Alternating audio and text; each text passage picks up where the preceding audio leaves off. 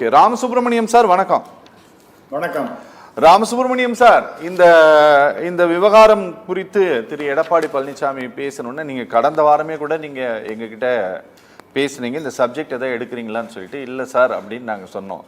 ஆனால் இன்னைக்கு எடுத்திருக்கிறோம். ஏன்னா இதை தமிழ்நாட்டோட துணை முதலமைச்சராக இருக்கட்டும் எல்லாரும் இந்த விவகாரத்தை இப்போதும் எல்லா மேடைகளிலும் பேசிக்கொண்டே இருக்கக்கூடிய காரணத்தினால், சார் எடப்பாடி பழனிசாமி சொன்னதில் பிழையா அல்லது ஒரு ரூலிங் பார்ட்டியாக இருக்கக்கூடிய திமுக அதை புரிந்து கொண்டதில் ஏதாவது சிக்கல் இருக்கா சார்? இது ஏன் இவ்வளவு பெரிய அரசியலாக மாறி இருக்கு? எல்லோருக்கும் என்னுடைய வணக்கம். நான் இந்த சப்ஜெக்டை பேசுவது அப்படிங்கிறது ஏன் நான் ஃபீல் பண்ணேன்னா, அந்த ஹெச்ஆர்என்சி என்கின்ற அந்த அமைப்பு இருக்கின்றது, அதுல நான் high powered advisory committee member. சரி, அதனால தவறான செய்திகளை சொல்லக்கூடாது அப்படிங்கிற ஒரு காரணத்துக்காகத்தான் நான் உங்கள்கிட்ட இந்த சப்ஜெக்டை நீங்க பேசுறீங்களான்னு நான் கேட்டேன். அதர்வைஸ் இதுல எனக்கு ஒன்றும் வேற இன்ட்ரெஸ்ட் ஒன்றும் கிடையாது. கரெக்ட் சார், எனக்கு புரியுதுன்னு நீங்க பேசுறீங்களா நீங்க கிட்ட கேட்டீங்க, நாங்க எடுக்கல இந்த சப்ஜெக்டை. சரி சரி சரி, ஓகே. பட் நான் கிளாரிஃபை பண்ணிட்டேன். ஏன் அப்படின்னா, சில தவறான செய்திகள் ஹெச்ஆர்என்சியை பத்தி பேசுவது என்பது கூடாது என்பதற்காக தான் நான் அதை பத்தி நான் பேச ஆரம்பிச்சேன். எனவே ஒரு விண்ணப்பம் மாதிரியோ அல்லது ஒரு கிளாரிஃபிகேஷன் மாதிரியோ. புரியுது சார், புரியுது. சரி, இப்ப அடுத்ததாக சார் இந்த இஷ்யூல எனக்கு முதல்ல திரு இபிஎஸ் அவர்கள் எல்லாத்தையும் ஒரு நிதானமா பேசக்கூடியவர் தான், நிறைய புள்ளி விவரத்தோட எல்லாம் பேசக்கூடியவர் தான். ஆனால் அவர் இந்த விஷயத்துல அவர் பேசியது ரொம்ப ரொம்ப தவறானதாகத்தான் நான் பாக்குறேன்.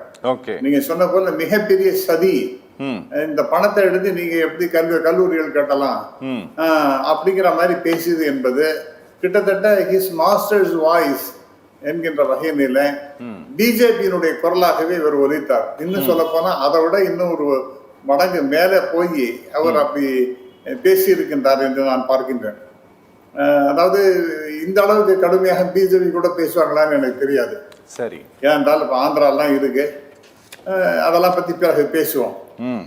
இப்ப அவர் டெஃபினட்டா இப்ப முதல்ல பேசினது என்னன்னா, இந்த ஹெச்ஆர்என்சி ஃபண்ட்ஸ் எடுத்து காலேஜஸ் எதுக்காக கட்டக்கூடாது, அது மிகப்பெரிய சதி அப்படிங்கிற மாதிரி தான் பேசினார்.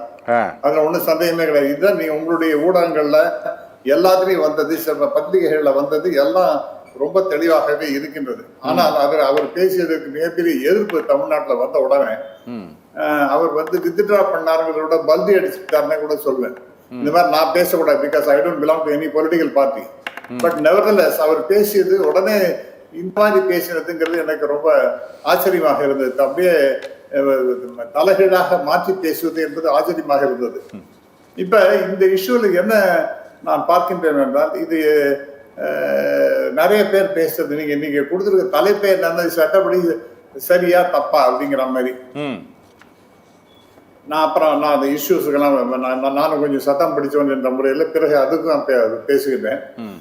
இது இன்னைக்கு ஏதோ நேற்றுக்கு இன்னைக்கு ஆரம்பிச்ச சமாச்சாரமே இல்லை. காமராஜர் பீரியட்ல அவர் ஆட்சி செய்யும் காலத்துல திரு பக்தவத்சலம் அவர்கள் ஹெச்ஆர்என்சி மினிஸ்டராக இருந்தார்.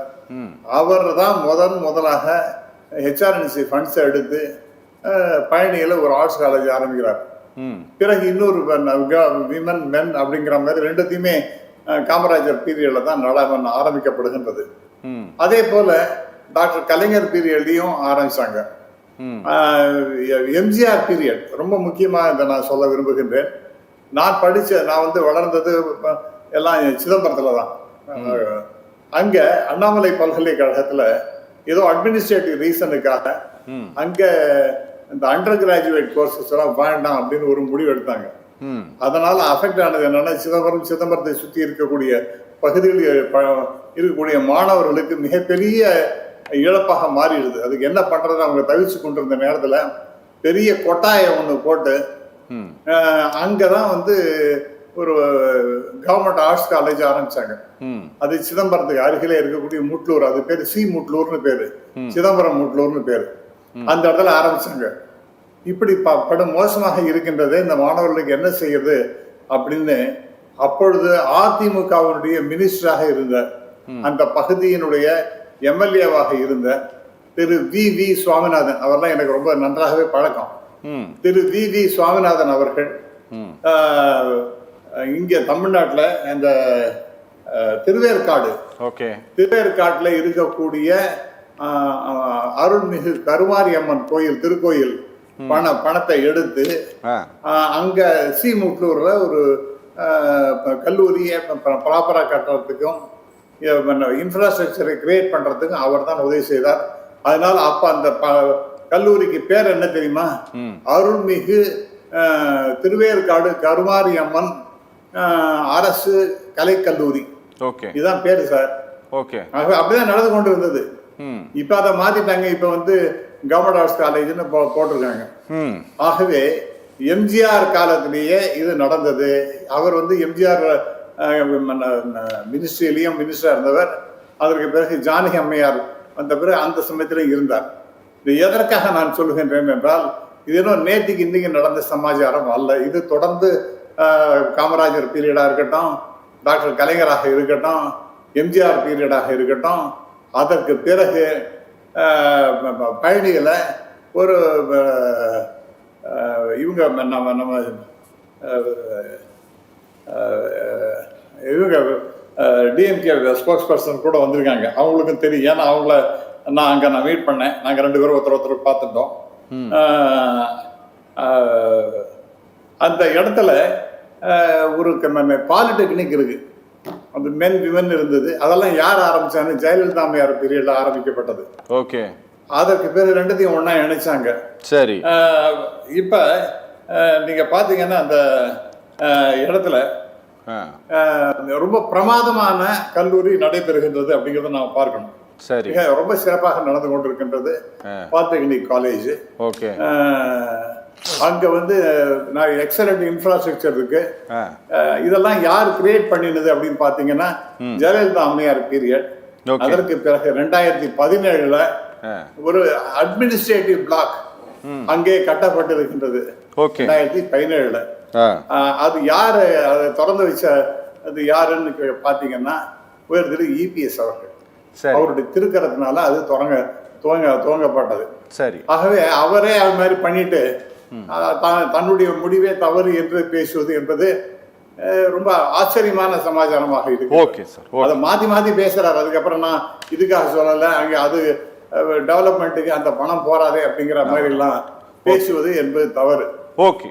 முதல்ல பேசினது இது வந்து பெரிய சதி அப்படிங்கிற மாதிரிதான் நிச்சயமாக சொன்னார். சரி. அது சதியும் இல்ல, ஒண்ணும் இல்லை. இது வந்து காலகாலமாக நடந்து கொண்டிருக்கிற சமாச்சாரம் தான். Okay sir. அடுத்ததாக சட்டப்படி இது சரியா அப்படின்னு கேட்டீங்கன்னா நான் சொல்லுகின்றேன், சட்டப்படி இது சரி.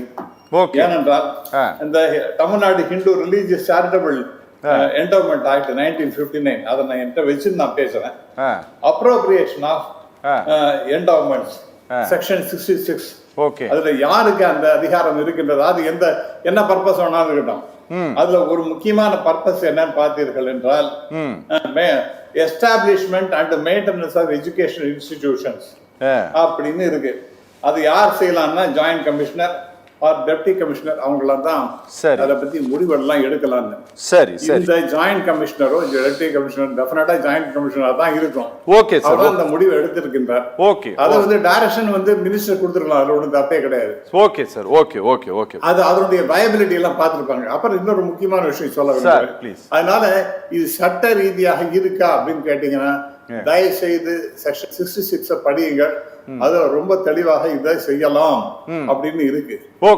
அந்த அதெல்லாம் பண்ணுமா அப்படின்றது ஒரு எக்ஸாம்பிள், கிளாசிக் எக்ஸாம்பிள் எடுத்தீங்கன்னா, நான் வந்து என்னுடைய போஸ்ட் கிராஜுவேஷன் எம்காம் படிச்சதுங்கிறது திருப்பதி வெங்கடேஸ்வரா யூனிவர்சிட்டி.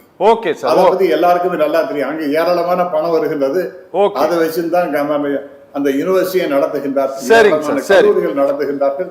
ஆகவே இதுல ஒண்ணு தவறே கிடையாது. இதையே வந்து blowing out of proportion இந்த அரசியல் ரீதிக்காக அந்த பிஜேபியோட கூட்டணி சேர்ந்தவங்களுக்காக தன்னுடைய நிலையே மாற்றிக்கொண்டு, அதுவும் ஒரு ப்ரோக்ரஸிவ் பாலிட்டிஷியன் என்ற பெயர் வாங்கி அவர் வந்து இது மாதிரி பேசியது என்பது தவறானது என்பது.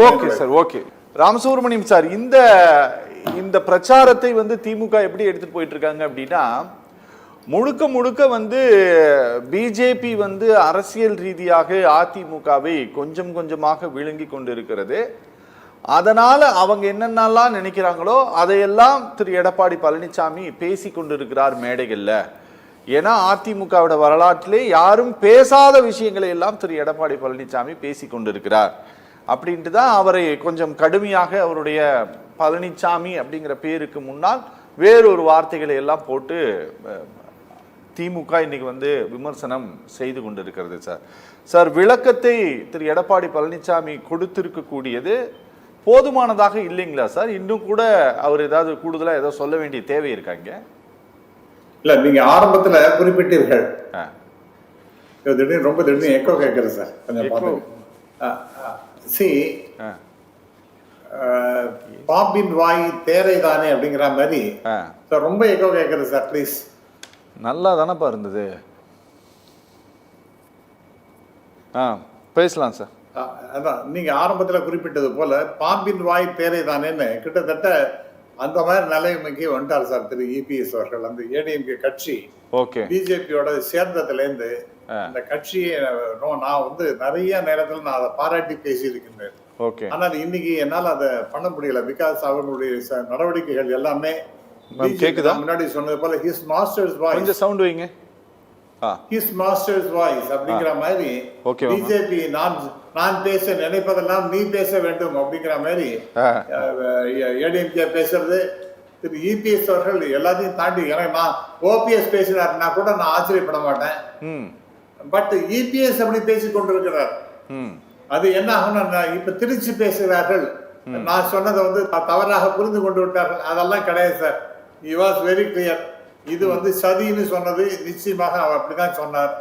இந்த பணத்தெல்லாம் அது எதுக்காக நீங்க வச்சுட்டு காலேஜஸ் கட்டணும் அப்படின்னு பேசியதெல்லாம் உண்மை. அதற்கு பிறகு அது வந்து அது போராது, எக்ஸ்பான்ஷனுக்கு என்ன பண்ணுவீங்க, இன்ஃப்ராஸ்ட்ரக்சருக்கு என்ன பண்ணுவேன்னு அதை சபகட்டி கட்டி பேசிக்கிட்டார். அது வந்து பொதுமக்கள்கிட்ட ஏற்க முடியாத நிலைமைக்கு வந்துடுது. கிட்டத்தட்ட எல்லா இடத்திலையும் குறிப்பாக மாணவர் சமுதாயம் கொதித்து எழுந்திருக்கின்றார்கள். அவர்கள்லாம் இன்னைக்கு எஜிடேட் பண்றாங்கன்னா, ஏன்னா இது மாதிரிலாம் பண்ணக்கூடாது. நான் உங்களுக்கு கேட்கறேன், இன்னொன்னு வேற சொல்றாங்க. ஒரு ஆங்கில ஊடகத்தில் நான் பேசும்பொழுது ஒரு நண்பர் பேசினார், நம்ம தமிழ்நாட்டை சேர்ந்தவர் தான். எதுக்காக மயிலாப்பூர் கபாலீஸ்வரர் கோயில் ஃபண்ட்ஸை எடுத்து கொளத்தூர்ல ஒரு காலேஜ் கட்டணும் அப்படின்னு? இது எங்க இருக்கு, அது எங்க இருக்கு, எப்படி அதை பண்ண முடியும்? நான் உங்களுக்கு சொன்னேன் பாருங்க, திருவேற்காடு எங்க இருக்கு, சிதம்பரம் எங்க சார் இருக்கு? அந்த பணத்தை யார் சார் எடுத்து கட்டினது? ஏடிஎம்கே பீரியட்ல தானே சார். ஆமா, இதெல்லாம் அப்புறம் நீங்க அப்ப நீங்க பண்ணா ரைட்டு, வேற யாரா பண்ணா தப்புன்னு சொல்ல முடியுமா? கல்விங்கிறது எல்லாருக்கும் தான் சார் வேணும். அது இந்த இடம் அந்த இடம் வேண்டாம் அப்படிங்கிற மாதிரிலாம் கிடையாது. என்னை பொறுத்த வரைக்கும் ஒரு எனக்கு மனசு கொஞ்சம் வருத்தமா இருப்பது என்னவென்றால், இந்த ஹெச்ஆர்என்சி டிபார்ட்மெண்ட்ல லீகல் சைட்ல கொஞ்சம் ஸ்ட்ரெங்தன் பண்ணும் சார். அதாவது ரொம்ப சீரியஸாக எல்லாத்தையும் எடுத்துட்டு சொன்ன மாதிரி செக்ஷன் 66ங்கிறது நான் அதை படிச்சு நான் தெரிஞ்சு கொடுக்கிட்டேன். அதுல இன்னும் டீப்பா போகணும். ஒன்னொன்னுலயும் கேஸ் எல்லாம் எடுத்து பேசணும்.